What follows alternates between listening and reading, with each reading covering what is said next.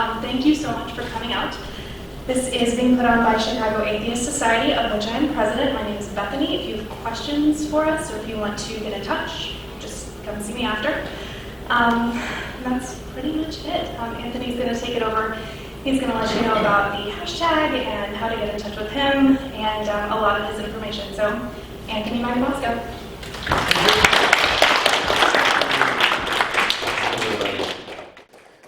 Can everybody hear me okay? We're good? All right, awesome. Thank you for coming. Bethany mentioned that there's a hashtag, so there are people, we're filming this, and we're doing this live, and we're live streaming it as well. Dan is live streaming it using the hashtag AskSE.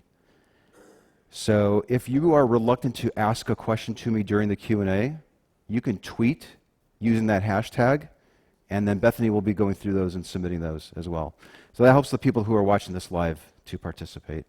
Whew, man, there's a lot to cover. I'm very excited to be here. This talk is the culmination of the last 3 years of my going out on the street and talking to people using Peter Boghossian's street epistemology. This talk is less of a how-to. You're not going to really learn how to use SE. There are countless resources out there now for you to do that. This is more of me taking a step back and looking back at the last 3 years of doing street epistemology and seeing, like, what's going on? What's happening in these talks? What makes these talks special? Before I get started, though, I have a few people to thank. I need to, of course, thank the Chicago Atheist Society. Bethany Futrell and I had nearly 100 emails going back and forth to communicate and coordinate this discussion. This discussion wouldn't have happened if it wasn't for Dan Simpson, who back in November of 2016 suggested that I come and speak to your group. So thank you very much, Dan, for doing that. If you're not following him on Twitter, please do. He live streams all the time and is a great proponent of street epistemology. I have to, of course, thank Steve, Kristen, and Trent as well for coming in early and helping me set up the podium. There's a lot of moving parts going on, so we can capture this and share it on YouTube. I also want to just very quickly thank my family. I've put a lot of things on the back burner with my family to prepare for this talk, so thank you guys. I'm originally from the Chicago area. I grew up on the South Side, Catholic Italian neighborhood. I barely believed. I just never really bought into the whole God stuff, which was a big deal to my family. They were worried. I was the oldest of 4 kids. But one thing today that I notice, especially as I look around and what's happening in the world, is that the beliefs that people hold when they're based on supernatural claims, like a God existing or karma is real or that there's a ghost squeaking their cabinet, that these beliefs motivate people to do some pretty horrible things. Sure, they do some good things, but oftentimes they will do some things that actually end up hurting people. A common question I always get is, why do you do this? Why did you spend the last 3 years going out on the street and talking to people and promoting street epistemology? And it's because I see the harm that these beliefs cause, and I think SE is probably the best way to help uncover the justifications that people have for the beliefs that they hold. I'm dedicating this talk to my friend Nardo. He, as a childhood friend of mine, passed away 2 months ago. I was actually here in Chicago 2 months ago for his funeral, and I was surprised that a family member had mentioned that, and my friend was always a deist as far as I knew, but on his deathbed, apparently his close relative communicated that he converted. He was afraid and reached out to Jesus. I knew my friend well enough to know that he would have been livid if he were to have heard somebody else doing that to somebody else. So these beliefs that people hold actually do have profound implications. I told you a little bit about myself. I want to know about you. I want to ask you a couple questions, just show of hand type of survey thing. We're going to really explore what sets street epistemology apart, what it is, and why it's important. It's gaining momentum. It seems like more and more people, particularly in the atheist movement, seem to be aware of it, seem to be accepting it, and seem to be using it. We'll talk about that. And then, I'm a very visual person, so because I've been taking some time to think about how all this works, I developed a little, we're going to be building a model using some blocks. Okay, so I'll be stacking them up here and we'll be talking about them. I'm not doing that to insult your intelligence, but I think it might help convey what's happening here to the audience and the people that will be watching this video. You probably even noticed this if you've watched any of my videos, that oftentimes people will raise barriers that prevent you from even having the conversation in the first place. And we'll talk about that. And then we'll wrap things up. We'll end with some question and answer session. Quick survey, just show of hands. I want to get a sense of who's here watching. Who here is familiar with street epistemology? Okay, that's good. I'd say that's 60%, maybe 75% of the people. Of those people that raised your hand, how many people have gone and attempted to use street epistemology? Doesn't have to be on the street, maybe just one-on-one over social media. Okay, about a third of that number. Okay, that's fine. All right, who here does not believe in any gods, deistic or otherwise? Show of hands. Almost everybody. Okay. Who here does believe in a god or gods, deistic or otherwise? Nobody. Okay, maybe. Okay. Welcome. I'm glad that you're here. All right. For those of you who used to believe in a god and no longer do, did you find that other beliefs that you held changed after you discarded your God belief? Okay, I see some hands going up too. Quite a few hands. Okay. Those ancillary beliefs that were based on the God beliefs. Okay, a lot of people. Well, that's good. That's sort of my understanding too, that once that God belief falls away, everything else kind of falls off too. I've had hundreds of chats with people, over 1,000, where I would initiate talks with believers to see what they believe and why and how do they conclude that it's true. And I've given many presentations on street epistemology. I'd say this is probably my 8th or 9th talk on the topic. I've had the good fortune of being invited on a couple of podcasts like The Thinking Atheist and Hemant Mehta's The Friendly Atheist. I was on Cognitive Dissonance 2 days ago doing an interview with them. Even the David Pakman Show did a short little interview. While I'm qualified to speak about street epistemology, I'm not the person who dictates what it is. Okay, I want that to be very clear. This talk is based on my observations. They're not proclamations of what street epistemology should be. I think that this movement, what seems to be growing and gaining, is robust because we're getting pushback within our own community of what this should be and where it should go. Okay, so I may be saying some things that not everybody in the movement agrees with. This talk is also based on increasing evidence from people researching related domains of thought. I'm going to be bringing up 2 studies that show that street epistemology is probably the better way to approaching a person about their deeply held belief.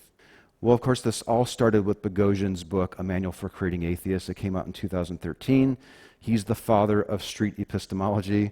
Yeah, it's been a while. When I read that book, I was instantly enamored with it. I thought, okay, here's a guy who's saying that the way that we're talking with believers is fruitless if we're arguing with them. And it's actually making their epistemic situation worse.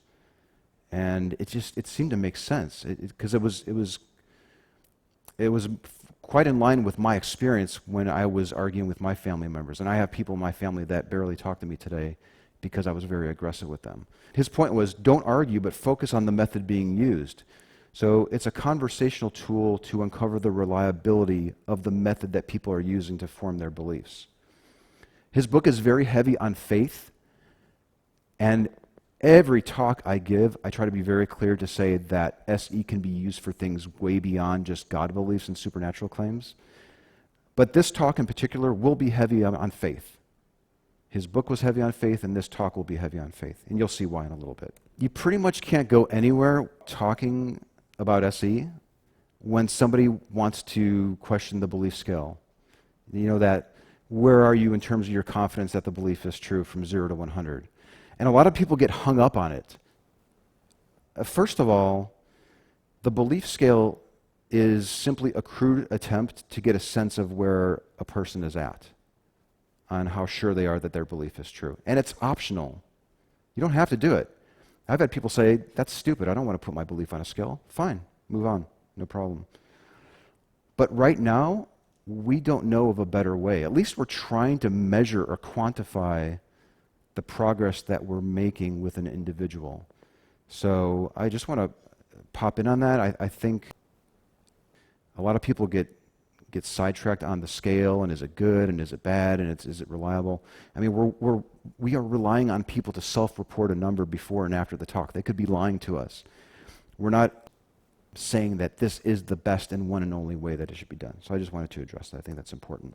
Street epistemology also appears to be remarkably effective for anyone that's watched the videos that are popping up on YouTube, not just mine, but other people or people live streaming. Usually within 5 or 10 minutes, you can see the person taking a break. They're thinking about their belief. You can see that light bulb moment of doubt across their face or their body language. It's wild. There's nothing like it. If you've ever had a conversation where you've used these approaches and you've seen that, it's a rush to see. Instant change, of course, is unlikely. This is about placing a pebble in a person's shoe, giving them something to think about, to chew on, and ponder and say, why do I have that belief in my mind? And is the method that I used to think that that thing is true, was that reliable? Of course, I also have to point out that SE, what you see on my YouTube channel is I initiate talks. You don't have to do that. You can wait. Just wait till they organically happen. But I found that initiating the talks is practice. It helps you get better at it. So when those organic situations occur, you'll be ready. Fundamentally, though, street epistemology is about helping people. And I remember I was mentioning we're going to be playing with blocks. Well, this green block here represents the person. This is the most important part of the belief. We are really focused on respecting the person, but challenging the belief. And when it's a deeply held belief, it's hard to differentiate those two oftentimes. Somebody had mentioned on my YouTube comments once that, Anthony, you do such a good job of making people comfortably uncomfortable. And I thought that, I almost like titled this presentation that, because I just think that was just such a great way of summarizing what happens. You want to make a person comfortable enough to feel open to share these thoughts that they have with you, but uncomfortable enough where they're stepping away from the belief and examining it and thinking about it and being open to possibly even revising their belief. I love that. This is probably the goofiest looking pie chart, but this does make sense. So we've got how, what, and why. Take a step back here. People have been watching the videos, they've been contacting me, experts, linguistics PhD student who is just fascinated by what's happening in these videos and like, what is different? Technically, what's happening with the words they're using and the pauses and all this stuff? So I've been having a dialogue with her, and that actually got me thinking, well, yeah, what is it about? What is going on there? We've had some people that were transcribing the videos, and just the act of reading the conversation as opposed to watching it was like, it was a light bulb moment for me. It's like, whoa, there's something really interesting going on here. And I think what's going on here is the types of questions that we're asking, and I have 3 categories here. How type questions, what type questions, and why type questions. If you want to know what these percentages are, I didn't go through every video and count these up, but roughly, I think in order for a conversation to be a good street epistemology related conversation, I'm thinking 10% of your questions should be related to what they believe. It doesn't have to start with the question what, the word what. What does the person believe? Why do they believe it? That's about 20% important. But the majority of the conversations that make them unique, help the person think about the belief, I think, are these how-related questions. And we're going to really get down into what those are. This is not a hard and fast rule. Okay, don't say, well, Anthony said I can only do 10% of my questions. What questions? No. But I think that's what's going on and what makes this unique. This is something that should be researched further. The first types of questions I think are going on are these what-related questions. We have to understand what the person believes, and I'm using this silver block to represent a supernatural belief like God. It's silver, it's special. Okay, so we got our God belief. We need to know what the person believes in order to inspect it with them. And that belief can be very tied to their identity. What type of questions help us understand the claim, the meaning of words, one's certainty? While what questions are important, don't spend too much time here. How many times have you argued with a Jehovah's Witness about blood transfusions, or you talk with a Muslim and the first thing that you talk about is that Muhammad married a young girl, okay? Or Mormons shouldn't drink alcohol. Those are all what the person believes. Sure, it's good to know what their definition of God is, but I wouldn't get too hung up on it. Okay, here's an example of a what type question. What do you believe? Would you define that word for me? Notice that it doesn't start with the word what. Okay. How confident are you that this belief is true? Knowing where a person is in terms of their confidence is a what-related question. It helps me get a sense of what they believe. How committed to it are they? The second part are these why-related questions. And these identify the justifications that people usually give for their belief. Now, we can get into whether or not they formed the belief first and they're presenting the justifications, or these really are the reasons, the justifications for the belief. That's a whole other topic, and one that's very interesting too. But I want to represent those with these blue blocks. Okay? These blocks represent the type of why questions. What I found, though, is when you ask a why type question, usually the person will give you a what answer. If you ever listen to the Atheist Experience and they ask, why do you believe that? Listen for the caller to tell them what he believes. It's very interesting. A couple of sample questions here. Why do you think a God exists? What makes you think that this belief is true? That's still a why type question. I want to understand why they believe it. Can I get your best example? I've had a lot of conversations with people, and I wanted to somewhat mimic a talk that I had with somebody using these blue blocks. I had a person once say that the belief was fed to me as a child. All right? So I ask you, why do you believe it? It was fed to me as a child. I was involved in a serious rollover accident, and I survived it. That's another reason why I think my God is real. Okay. All right. Got that. Another one they might say is, just look at the human eye. It's so complex. It had to have been designed. Okay.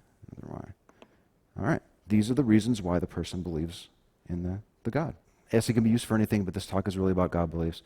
Where most atheists, I think, veer off track is focusing on these. The person might say, well, look at the eye, it's so amazingly complex.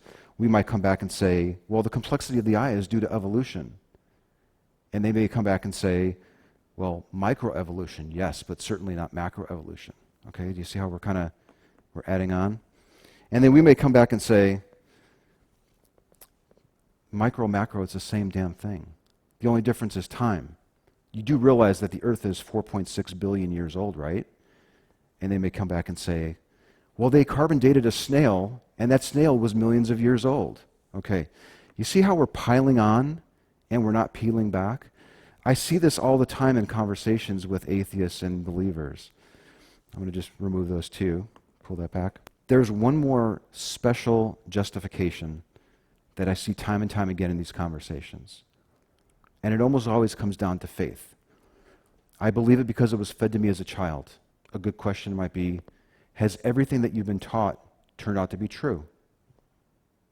No. Okay. There we go. I survived a rollover accident, so I know that my God helped me. If we were to look at the statistics of rollover accidents and realize to your satisfaction that they were actually quite common, surviving it, would you still believe in the God? Yeah, of course I would. Okay, very nice. Just look at the complexity of the human eye. It had to have been designed. If it could be demonstrated to your satisfaction how the human eye evolved, would you still believe in the God? Well, yeah, of course I would. That's about the time where the person will say that they're believing it because of faith, represented by that yellow block there. The topic of faith is a major premise in Boghossian's book.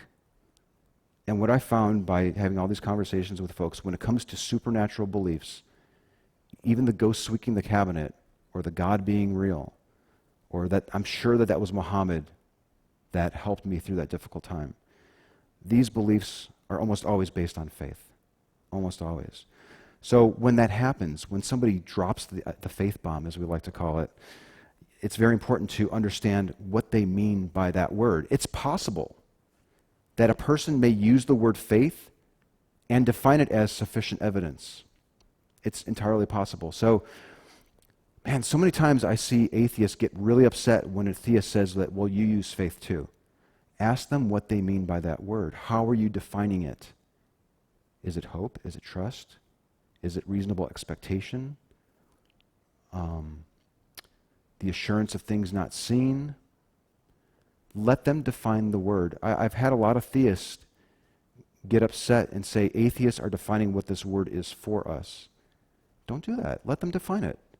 Because it doesn't really matter what their definition of that word is. What matters is it reliable to support the belief? See if it holds up to the scrutiny. The last type of questions I wanted to point out is the how type of questions. You hear about Boghossian talking about the Elenchus phase. The how-related questions help us examine these justifications as well as faith. I think how-related questions, these how-type questions, are the most difficult to answer. Atheists, I think, rarely ask theists about their how, and I think theists rarely think about their how, those how types of questions. Here's a couple samples. How did you determine that this belief is true? Is your belief testable in some way? Could you ever discover that you were mistaken? The beauty of SE, as you can see in this model, hopefully, is that these types of questions help identify and probe the foundation of the person's belief, and ultimately help both of us determine if they used a reliable method to support the belief. I want to show you a video here. This is with a woman named Joanna. I met her on a trail in San Antonio. She just got done doing a hike. This conversation is 20 minutes long, so I start about at the 8-minute mark. There's a little timer going on, so we've built rapport. I've understood what she believes. She believes in a God. I've understood why she believes. It was something that she was taught. It just makes sense to her, and faith is one of those reasons. We've asked a lot of what type questions and why type questions, and the clip that I'm going to show you is going to focus on those how related questions. And her main justification, as it turns out, is faith for her belief in God.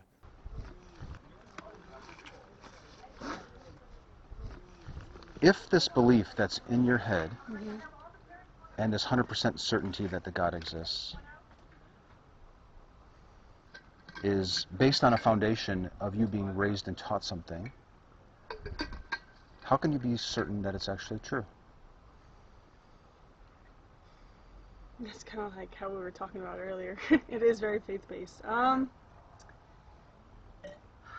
We're going to definitely have to unpack this faith-based thing. I know, Because I think it is pretty broad.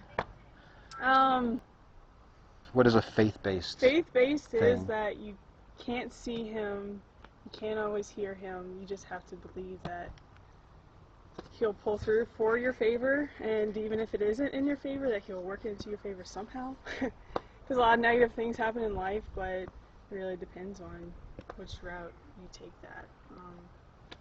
But, gosh, that's another way to put it too.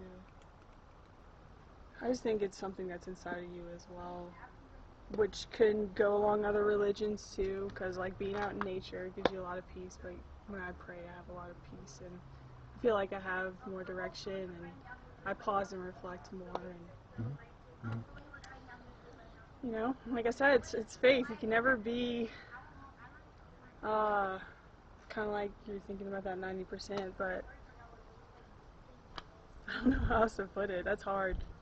I haven't actually talked that out with somebody before fully, so I don't really have words. That's fine. Can I ask you one more question and we'll wrap it up? Yeah.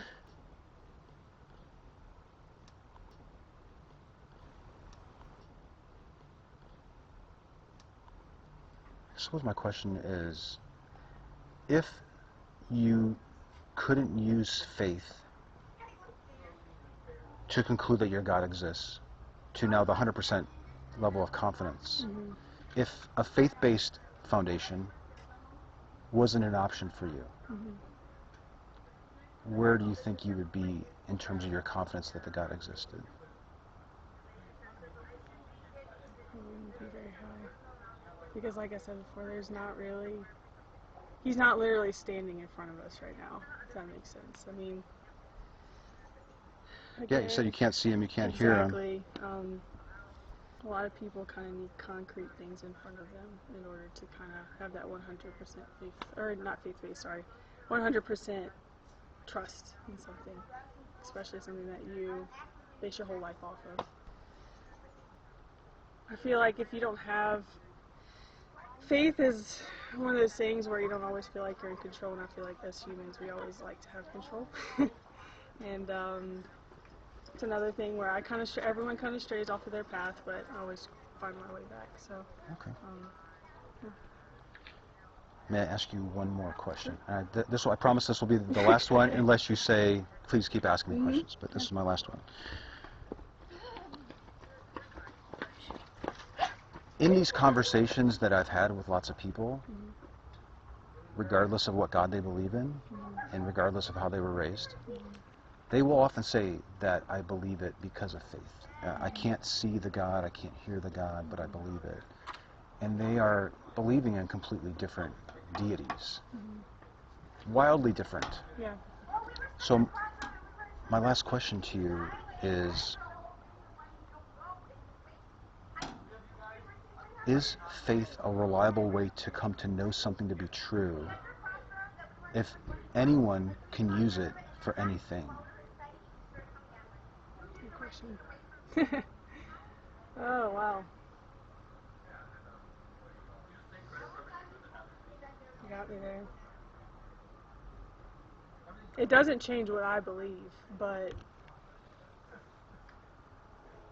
I actually have a really good point. A lot of religions or a lot of faith is faith-based. So maybe another way to ask it. I beg your pardon? Is there another way you can ask that? Is there another way I can ask it? Okay. Or is it a question, or is it kind of like an open-ended? We can certainly end it on that point, and if you want, I know you seem like a thinker, and if you want to think about it, and we can, and if I never hear from you again, that's fine. Yeah. But if you want to ping me, I can give you my email address. Yeah. I can rephrase it to leave it with you one more time. Sure. You can think about it. I'll give you the card. So I suppose the final question that you can either answer now or just think about would be, if anyone can use faith to conclude that anything is true, why on earth would they want to use that method? It's a good one. I'm definitely a thinker. I'm glad you noticed. Well, I really like chatting with you. Yeah, absolutely. That was Joanna. Love that talk. So she says something there, I'm going to ponder. When you are using street epistemology and you hear somebody admit that they're willing to slow down and think about that deeply held belief, that's huge. How do you ever get that when you're arguing with somebody and presenting them with facts? Street epistemology, well, why should you use it? Well, it's easy to learn. There are so many more resources that are out there now besides Boghossian's book, which came out in 2013. There's the Atheist app, which I had the good fortune of being able to be part of that team and work on it. There's the private Street Epistemology Facebook group. You have to, if you're at all interested in SE, please submit a join request to that. There's the Street Epistemology website and blog. There's SE tutorial videos. Many other people besides myself are uploading content to YouTube, and they're live streaming like Dan does. And people are even forming street epistemology groups in their own cities, which is really interesting to see. It's also incredibly efficient. SE avoids all that crazy back and forth that seems to go nowhere. Remember the whole piling on instead of peeling back? If you really want to see like a theist and an atheist argue for hours and hours and hours, just keep asking what and why questions. I love SE because it goes right to the foundation. And I want to show you an example. Now, if you've been watching my talks or you follow my YouTube channel, you may have seen this clip. Have you guys, show of hands, who's seen this before? I see a few hands. Okay. It's so freaking good because it so perfectly illustrates how we can easily get wrapped up discussing a completely different topic that has no bearing at all on the belief. It's just the scientific evidence proves it's just like any kind of drug, the first time you watch it. Do you value scientific evidence? Yeah, definitely. Yeah, Denzel, if we can provide you if I can provide you or somebody that follows us closely. Yeah. If I discovered some scientific evidence that showed that everything that you've just described very eloquently, it doesn't work in that way. They've interviewed 10,000 porn stars and 100,000 men and women, and the overall result suggests that it's a positive. All right? People feel better about themselves, they're living longer, marriages are actually prospering, crime is going down, like across the board. And I don't even know if that could even be measured, but if it could, if there was a reliable study that showed something completely different than what you're outlining just now, would you change your mind on it? No, I wouldn't, because at the end of the day, I do value like, you know, scientific evidence, historical evidence, and that kind of stuff. But at the heart of it, like, I'm a Christian, so I live like by a set of principles. So that's Denzel. And I hope you don't get too wrapped up on your view of porn. That's not the takeaway here. The takeaway here is that we could have spent hours arguing about the pros and cons of pornography when his position was not based on scientific evidence, even though he's a very scientific, evidence-based person. He would still hold to his position because he's a Christian. He has a deeper belief that's propping up that other belief. I love that example. It's very hard to give a talk on street epistemology without mentioning the backfire effect. This was a study that came out in 2009 by a fellow named Nyhan and Reifler. They conducted this study with politically right-leaning Americans who thought that Obama was a Muslim, a secret Muslim. And they started providing those folks with facts to show, well, no, he's a Christian. And what they learned was, what do you think they learned? You can yell it out if you want. They didn't change their mind. In fact, they were even more convinced that Obama was a secret Muslim after they were provided with all that evidence. So the science seems to suggest that arguing with people and providing them with evidence isn't effective. SE seems to be the best way around that. There was another study. This one came out at the tail end of 2016. Jonas, Kaplan, Sarah Gimbel, and Sam Harris, they worked together on this really cool study about how we resist changing our minds about deeply held beliefs. This is basically the backfire effect study with brain scan. They put individuals, and this time they picked left-leaning, politically left-leaning people, and they started presenting them information about gun safety, about gun control, facts that contradicted their position on it. And this is what happened in their brains. 2 areas of their brain lit up. These areas of the brain didn't light up when they were presenting them with information about contradicting their belief that Thomas Edison invented the light bulb or their views on paper bags versus plastic. It was when it was a deeply held belief. This is where they saw the most brain activity. The first one in yellow is the insular cortex, and the amygdala here is shown in green. This is the area that responds to threats, physical threats. This brain activity is nearly identical to what happens when you see a bear charging at you in the woods. That's what's happening in a person's brain. And it gets me thinking, wouldn't it be cool to blow this out and see if we can get studies and do research where somebody's laying in an MRI and we're having the same conversation about a deeply held belief, but not presenting them with facts, but using street epistemology? Would the same areas of the brain light up? Would they not light up as much? Do they light up more? Is there some other area that's being triggered? I think that would be really fascinating to do.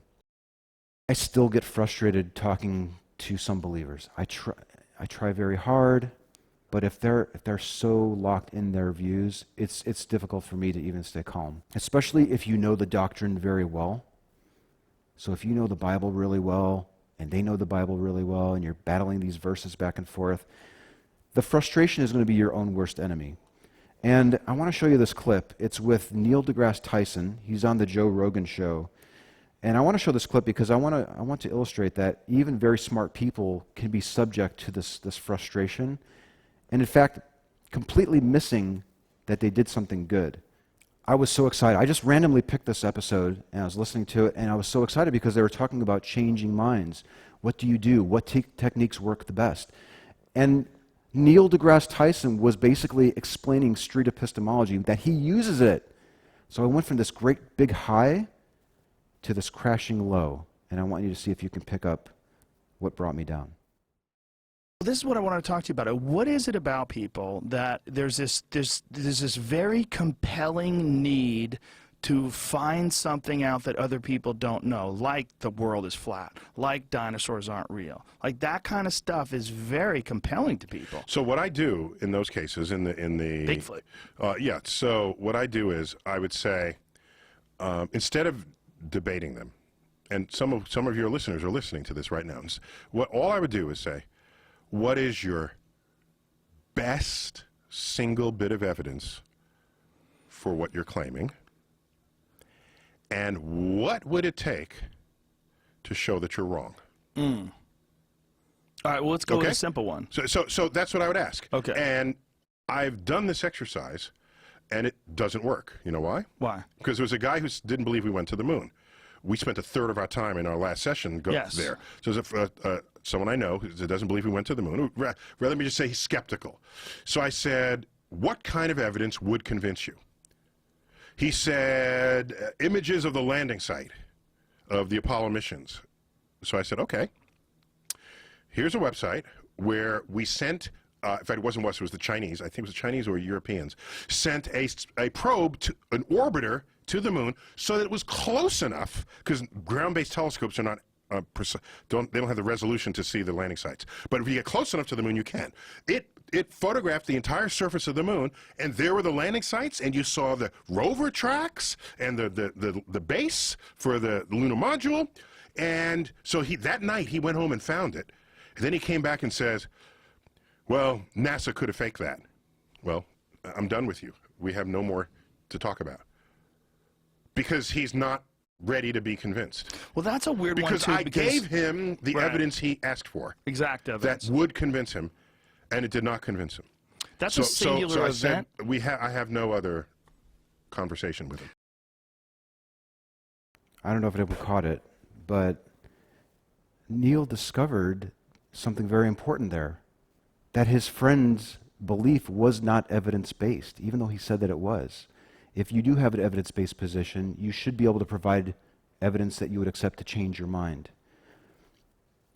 But Neil, I think in his frustration with his friend, missed it. He missed it completely. And he gave up on his friend. Please don't give up on people. This was so frustrating to see because Neil discovered something wonderful. He could have said, it appears that this belief is based on something other than evidence. Since you won't accept something to change your mind, what else is going on there? He should have started probing deeper. This is the equivalent in my mind to seeing your friend drowning in a lake, tossing them a line, he grabs it, you start pulling him in, and just as he's getting close to shore, you throw the rope back in and walk away. Please don't give up on people. What makes this situation worse, in my opinion, is that at the time of this talk, 2.2 million people watched Tyson give that advice. People are worth helping. Don't give up on them.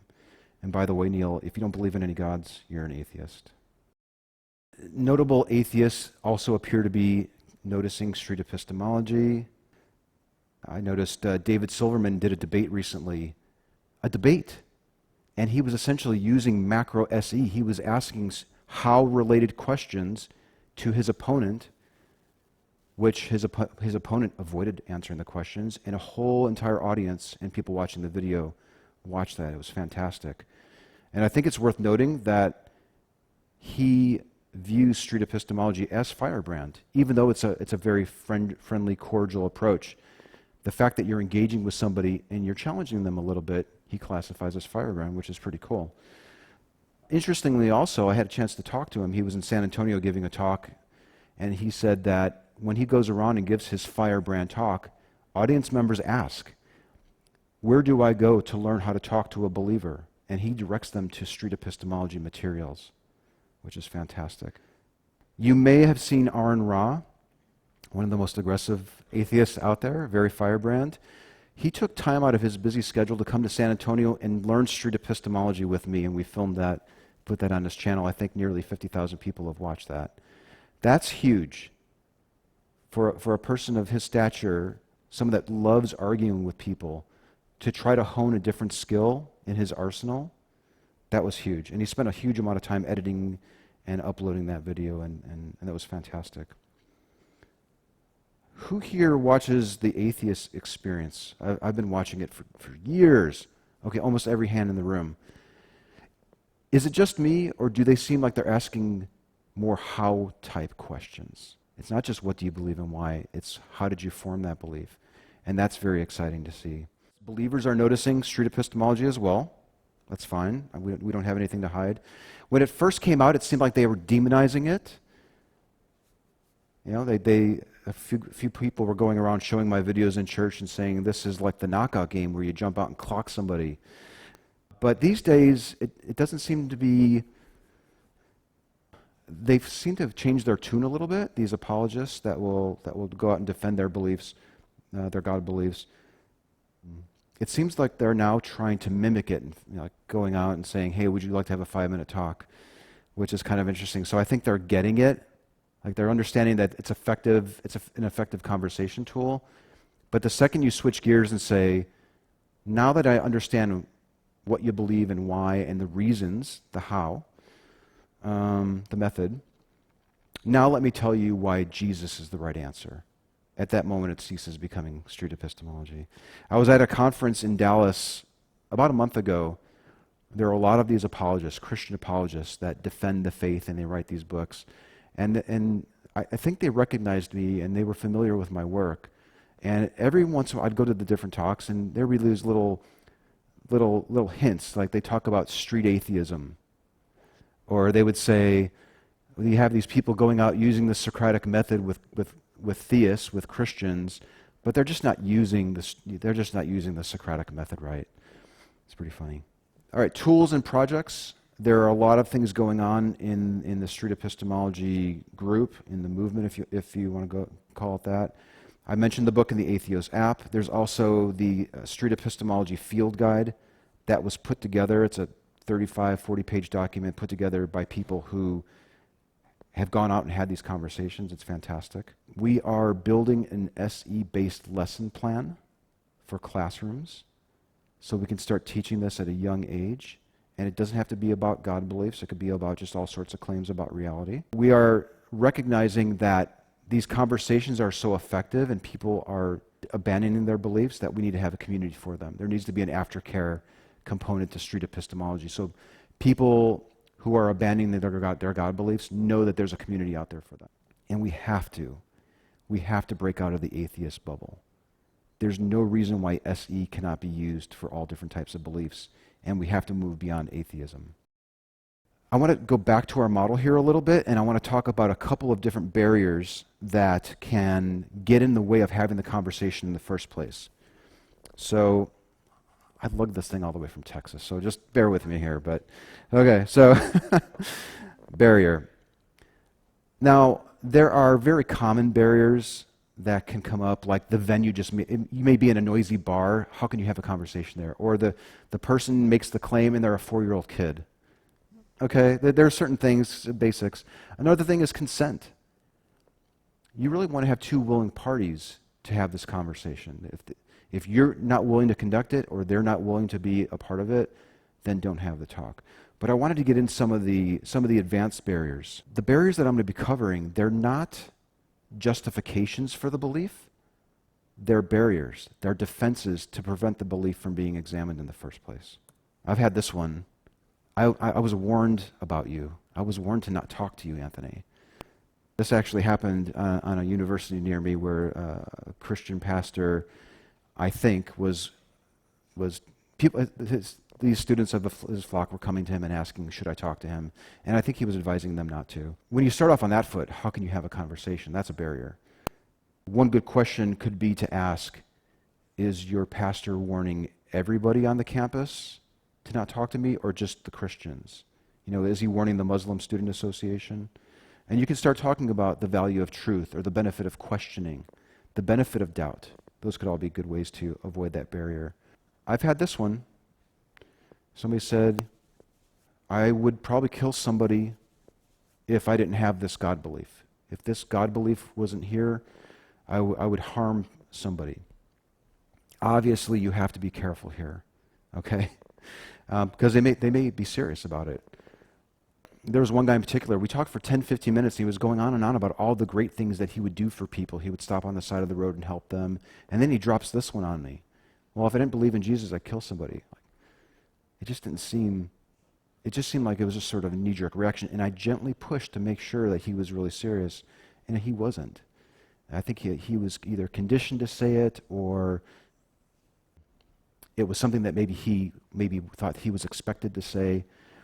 So people may be saying these types of things just as a defense to protect their belief from being examined. And again, just to reiterate, you got to be careful here. Like if somebody says that and they're serious, just end the talk. Move on to somebody else. Oh, this one. It's true for me. I could spend an hour on this topic alone, and I'm not going to because we're kind of going long here. But if somebody thinks truth is subjective, that it could vary from person to person, there's no sense talking to them about their God belief. If they think everyone's God belief is true and everyone believes in all these different gods and they're all true, you've got bigger fish to fry. You've got a bigger, more serious topic that you need to examine. Don't advance until you fully understand what they mean by the word true. Get their definition. See if it's any different from an opinion as opposed to a fact. There was a recent podcast. Sam Harris had Jordan Peterson on, and they met twice so far. In their first episode, the second half, the whole topic was about Peterson's use of the word true and truth. And Harris, rightly, didn't proceed until he understood what he was saying. And I think he got a lot of flack for that. People were complaining that he should have just accepted it and moved on. No. That's a big stumbling block. It's huge. And this whole idea of truth varying from person to person is a big threat. It's a big threat to humanity in my mind. Okay. I just know it. I just know my God exists. I know it because I know it because I know it. That is what Boghossian would call somebody who's doxastically closed. They're not even willing to entertain the idea that they're mistaken. It's not a justification, it's a defense. Okay? A possible way around that is to ask them what they think about people who believe in completely different gods, who are just as convinced that they're true. There's a terrorist right now getting ready to kill themselves or somebody else. I guess they would probably be killing somebody else. Because they're absolutely convinced that their belief is true, and they're just as confident as you are. That might be just what you need to break through. Okay. I know it, and you in fact know it too. Because you know things, my God is real. Because you can't know anything without my God. This is the presuppositional argument. Not a justification, it's a defense. And probably the weakest one that's out there. Very frustrating when you encounter it. When I first encountered it, I was like, what kind of argument is this? What's going on here? Just asserting that you know it makes it true? In that situation, I might suggest asking them when they first decided to use that argument. There must have been a point in their life where they never knew it, and then they were told it, and then they thought it was a good idea. Focus on that period of time. Boghossian often says that it's all about honesty, and I think I finally understand what he means by that. Think about that talk with Joanna, how honest she was. When a person is being honest with themselves and with you, that's when the barrier goes away. That's when you can analyze their belief. And this is a two-way street. We need to be just as open and honest with people about our own beliefs. All right? There's a chance that a God might exist. I want somebody to use SE on me regarding my position. There's one more type of block here, and I've got some red ones down here. I've been hiding them. These represent the actions that people take, these motivated actions, because they hold the belief. Now, I'm going to use some negative examples. And as I mentioned at the start, I think, People can hold beliefs that are not true and still do good things because of it, all right? But there's nothing that can't be done by secular means. I want to focus on the beliefs that are actually causing harm. He joins the PTA to promote Bible study in public school, all right? He pushes for abstinence-only education and is against birth control. He'll donate $100 for a theocratic politician. He'll dismiss global warming because he says the Bible says that God will take care of everybody. He'll say a prayer instead of making a donation or actually helping somebody. He plans on taking his family to the Creation Museum this summer. If you are remotely interested or worried or concerned about the activities that are happening up here, you should be helping us in the street epistemology movement where we're concerned about what's happening down here. And you don't have to be down there in the trenches with us, but support us in some way. Help promote a video, tell a friend. These last 3 years have been great because I've learned a tremendous amount of things. I've learned that supernatural believers have insufficient evidence for their claims. I've learned that SE appears to be the best way to help people discover that without closing them down. And I've learned that supernatural claims almost always rest not on sufficient evidence, but on the unreliable foundation of faith. SE has the potential to be a real game changer. I know that might sound a little far-fetched, but I really think that could be the case. Imagine if we developed a robust aftercare solution for people who are exiting that process. Imagine if SE can break out of the atheist bubble and becomes mainstream for all belief claims. Imagine if graduates from the Clergy Project were given an alternate career path and were training people on SE. Imagine if there was a lesson plan developed to teach this approach in schools. This one is actually near reality. We've been working on that for the last year. I think that we can drastically improve the world for the better with this approach, a world where people base their beliefs on a body of sufficient evidence and discard unreliable faith. Thank you.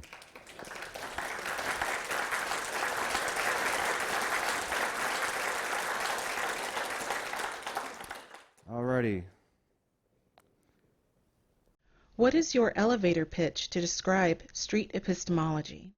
I would say that street epistemology is an approach of talking with a person, not arguing with them, to better understand the method they used to conclude that their belief is true, and if that method was reliable, so that they may decide to find better reasons to keep the belief or discard it outright. Are there organized efforts to make street epistemology more mainstream? Organized is a tricky word. So we have about 3,000 people in the private Facebook group. It's a pretty good number. They come and go, but there's sort of your hardcore group that's always there. There's definitely interest and intent and desire to want to help change things, but there's very little structure, there's very little organization, there's no money. This is all volunteer-based. There's no money behind this. I guess this might be a great opportunity to say, like, if you have an estate and you want to leave it to something, contact Peter Boghossian and set up a trust or something. Like, I think the money could be used. Like I talked about that research project. Wouldn't it be awesome to have people in MRI machines engaging with somebody using SE and finding out what's happening in the brain? I would freaking love that. The movement, for lack of a better word, is just very grassroots. It's kind of, what you see if you were to go in the private group. There's people who are interested in it, but it is getting the attention of a lot of people. There are a lot of people with expertise in psychology, motivational interviewing, linguistics, who are interested in what we're doing and they want to support us in some way. So there's no organization yet, but I think that's probably the natural progression of that. Being calm and listening is just not in my nature. Do you have any advice? There's 3 years worth of content on my channel. If you watch one of the very first ones that I've uploaded, you'll notice that I'm nervous. You can tell it in my voice, and I'm question. And it took a lot of time to slow it down, to remind myself that it's not a race. And me slowing down and paying attention and listening and repeating only makes the situation better. So a lot of it is just selective pressures from my environment and talking with people that have helped me fine-tune it and tweak it. Freaking Aron gave it a try, and he was pretty good at it. When he tried really hard and stuck to it, later the wheels came off, okay, but I'll give him credit. You know, he did really well with it. It just wasn't, I just don't think it's in his nature. There's a place for all these different types of approaches. What I like to tell people who would say, I just don't have the personality to do it, number one, you could practice and do it. I really do think you could. But number two, if that's not something you're comfortable with, then just don't do it, but try to support us in other areas. Like I mentioned before, share a video, tell a friend, try to support us in some way. You don't have to be on the front lines talking with people, but you can be doing video editing or like what the people here are doing behind the scenes. You know, setting up events like this, bringing in speakers, help us get the word out about the method. You don't have to be doing it, but you can help us promote it. How is street epistemology different from proselytizing? I would normally ask what your definition of proselytizing is, but I'm gonna yell one out, and if it's not it, let me know. Telling people what to think. Is that okay? Yeah. Okay.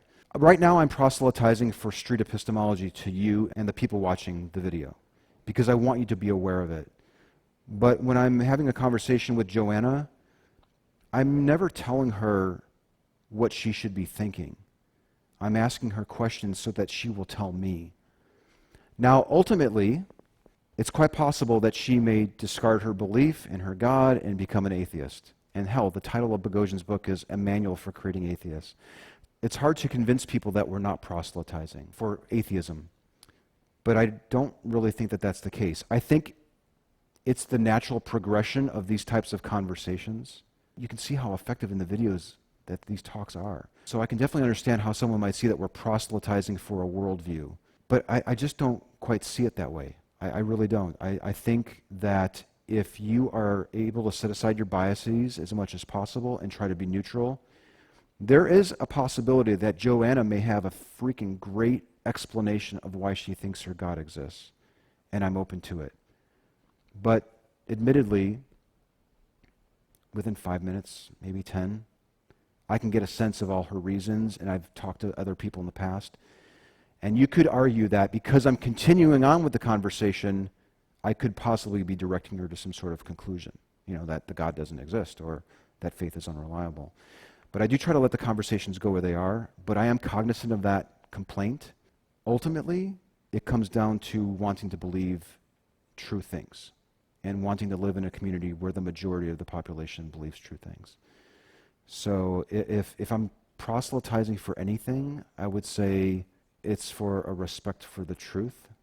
It's for people to value truth and to see truth as objective. That, I think, fundamentally is the motivation behind all of this at its deepest level. What was it about your conversations that ended in frustration? The conversations that go off the rails are because we weren't careful on the what type of questions. I made assumptions about what they believed or what their definition of the word faith was.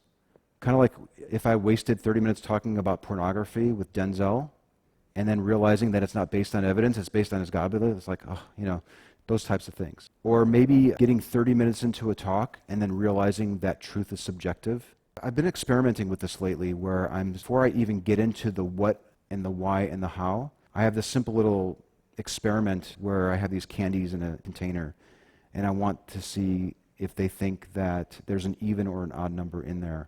And we start using that as a vehicle to discuss truth. Very simple. Do you agree that there is either an odd or an even number of candies in the container?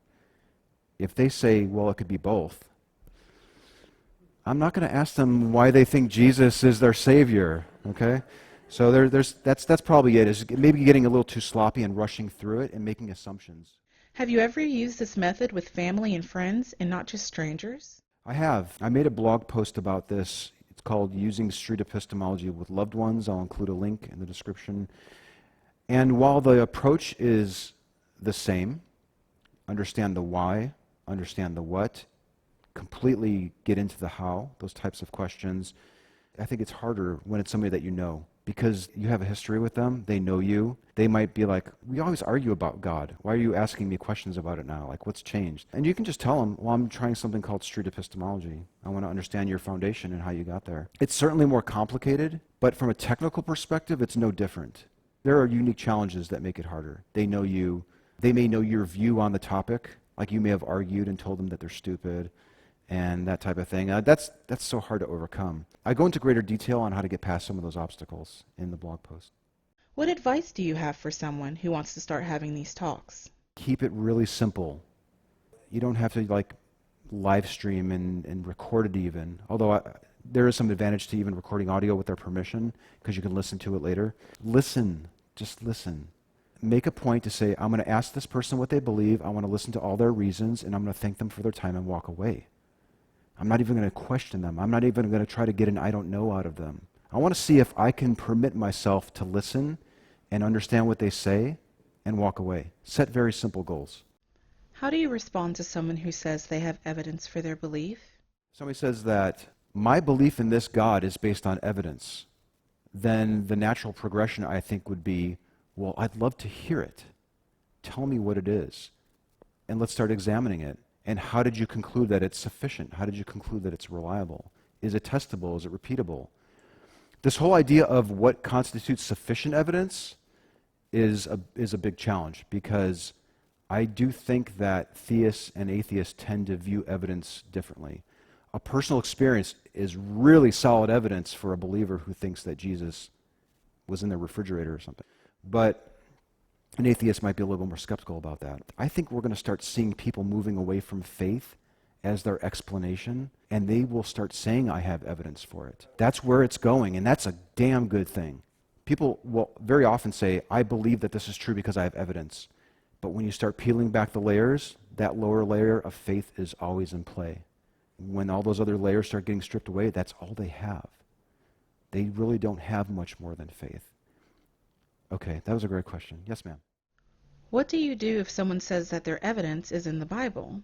The discussion needs to shift to, how did you determine that what is written in the Bible is reliable? How is it any different? How is it any different than another holy book? There's my neighbor down the street who reads a completely different holy book, who's just as convinced that their God is true because it says so in their holy book. How can a neutral observer tell the difference between the two? Well, I have faith that it's true. It'll usually be the response. Why do some people reject evidence that contradicts their belief? We saw an example of that with the Joe Rogan, Neil deGrasse Tyson clip. That person received evidence, but it still wasn't sufficient to them. I think what you need to do is just keep the talk going to find out why they do think that it's true. There are some people, I think, that they have beliefs because it sets them apart in some way, possibly even morally. They view themselves through a moral prism because they're holding a belief. It's actually virtuous. I'm a better person because I'm believing in this thing. Boghossian, I think, is actually preparing to give a talk today on that topic where he gets more into that. There's probably something else going on that makes holding these beliefs virtuous and thus harder to abandon, even in light of evidence. How do you respond to people who believe something because it can't be explained? Well, I might point to an example of a time where there was something that we didn't understand how it worked, but we did. There were people who thought that there was a God sending lightning bolts down from Mount Olympus. Were they justified in being confident that that God existed because it was unknown? I might start with something like that. If you can identify something that we don't know, we currently don't know how life can arise from non-life. I think that's still open, right? Abiogenesis. If that could be shown to your satisfaction, how that could work chemically, that a cell can form based from all these chemicals, would you abandon your God belief then? Sometimes people will say yes. If I were to see that, that would lower my confidence significantly, or I'd abandon the belief outright. But oftentimes you get the Denzel response. Well, no, I would still believe it. And then you've discovered that they're not basing their belief on those things. I think you've described the God of the gaps argument, and you get that quite a bit. We don't know how this happened, therefore it had to have been my God. What kind of obligations do we have to direct people who begin doubting to support related resources? I think we have a tremendous obligation. I would love to see a point where recovering from religion is very tightly working, and I think we may actually be heading there, but very tightly working with the people in the street epistemology movement so that we just naturally direct people to recovering from religion. If you don't know what that is, it's an organization that is there to chat with people who are doubting. And they don't instill doubt, RFR. They're there to listen to you and provide you with resources. I've been starting to give cards to people with my contact information. because I do feel like I have an obligation to be there for them and direct them to resources, and sometimes even know when to pull back because it's too difficult for them. So do no harm is a huge part of SE. We don't want to destroy people's lives. We want to help people.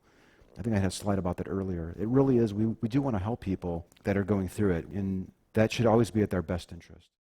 How do you feel about being out as an atheist? If you can be out, because that helps normalize atheism. There's a lot of people that can't. Just like there are people that don't want to do SE or would feel uncomfortable doing it, there are people that just can't be out as atheists. But if you can be out about it and not be ashamed of the label, then by all means be out. I had an experience where our neighbors moved in. The first question was, what church do you go to? And I said, well, we're atheists. And they said, is that like Scientology? Like, no, it just means we don't believe in any gods. And they were interested. And I'll be damned if the neighbor, I said, well, I'm kind of curious, why do you think your God is real? She said, for me, it's all about faith. But yeah, if you can be out, you normalize it. That same neighbor ended up asking my kids to babysit for their kids and watch their dog, and did holidays together and special events, and they now know an atheist family. We're not evil, and that does help. It broadens the community, it normalizes it, and it makes it less scary to come out. Yeah, once that crutch of community that's so tied to the religious belief is gone, they're done. They're done. Can you imagine if 50% of our population in the United States didn't believe in any gods and were open about it? Do you think the other 50 would be believers for much longer? I don't think so. Do you have any suggestions for speaking with presuppositionalists? There's different flavors of it, but I think generally speaking, they're of the position that they know that their God exists because they know things, and they're convinced that they've discovered this in the scriptures and that it's true. I wish I had a better answer to how to deal with them, other than perhaps focus on how they first heard about it and why they think that it's actually true. Or you might say, well, do you have any children? Do you have any young kids? Yeah, I've got a 7-year-old. Well, does that 7-year-old know that the God exists? Or are you planning to teach the 7-year-old that she knows that the God exists? You know, taking a step back and just learning about the mechanics of how they're coming to this conclusion might be the best way. Frankly, I think the argument is so disingenuous. I really think that a lot of the people that are gravitating to that, by just asserting that it's true, have concluded that they don't have evidence for their belief, and they realize that faith is unreliable. And that's the last-ditch effort. That's the last thing that's keeping them in that belief. I may be way off, but that seems to be my view on it. How should I respond to someone who asserts that they know what I believe or know? When somebody says that, the first thing you want to do is just say, well, how dare you? All right? But if you're going to be aggressive and you're going to be argumentative, think about the science that seems to be behind that. It's not going to help. Definitions, I think, will be very important. What do you mean by believe? What do you mean by know? Get them to define those words for you. Talk about examples. Are there other things that you think that I believe that I haven't disclosed to you? You can even shift the topic from the God to something else that they think that you know. But no, they may say, no, that's the only thing that I believe that you believe. It gets confusing with the words. But yeah, that's infuriating. It's so hard to take a step back. But you have to remind yourself, if my goal is to help a person, arguing with them and presenting facts is not going to help the situation. Excellent questions. What do you think of appeals to supernatural explanations for a belief?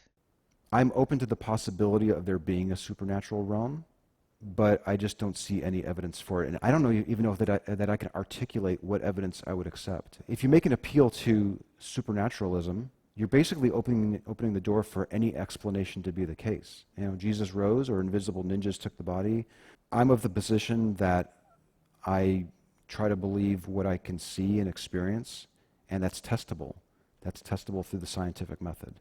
That seems to be the best way to come to, with a high degree of certainty, know the things that we know. What's the best way to keep people on topic? You try to interrupt them as politely as possible and redirect them to the topic.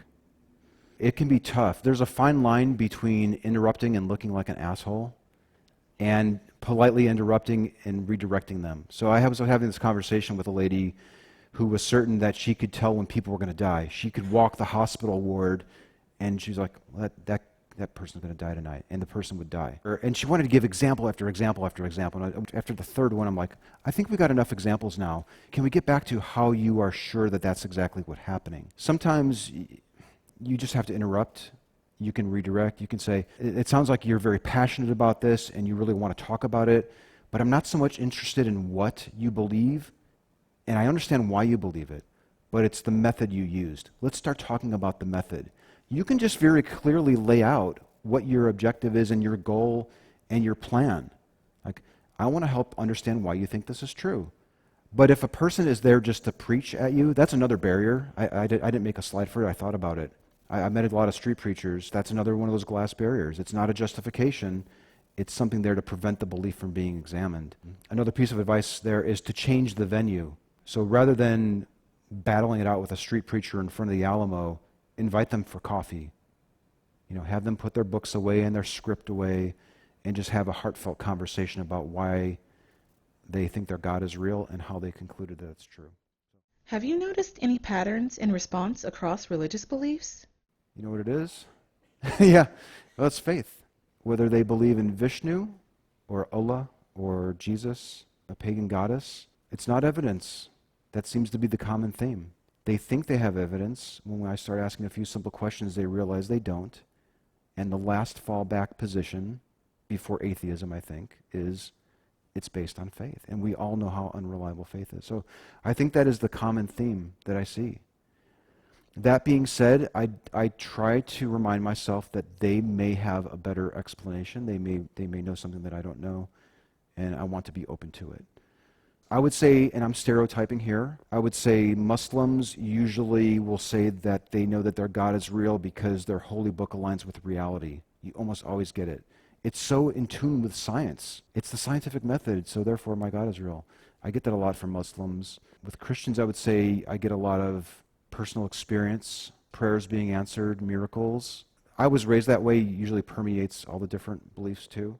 Why should we not give up on people who hold wildly unsupported beliefs?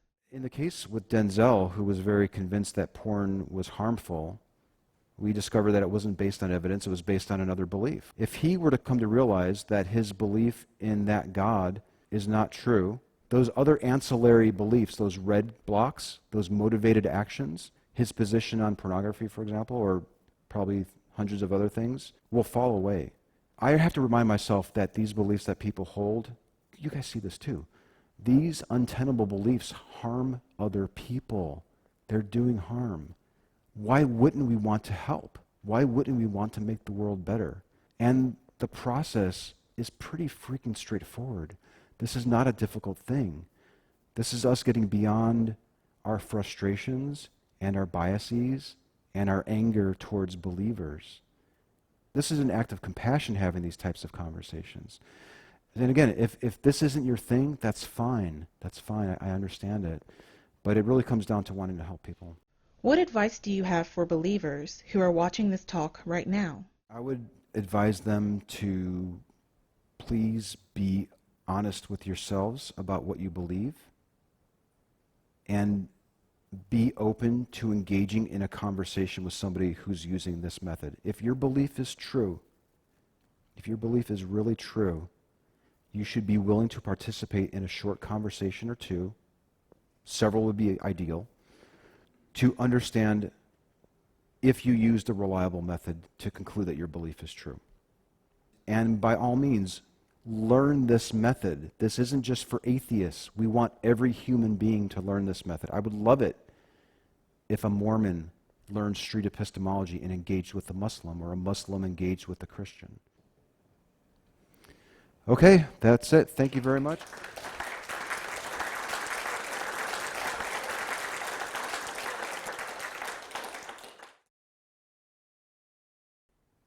Yeah, it's pretty damn unreliable.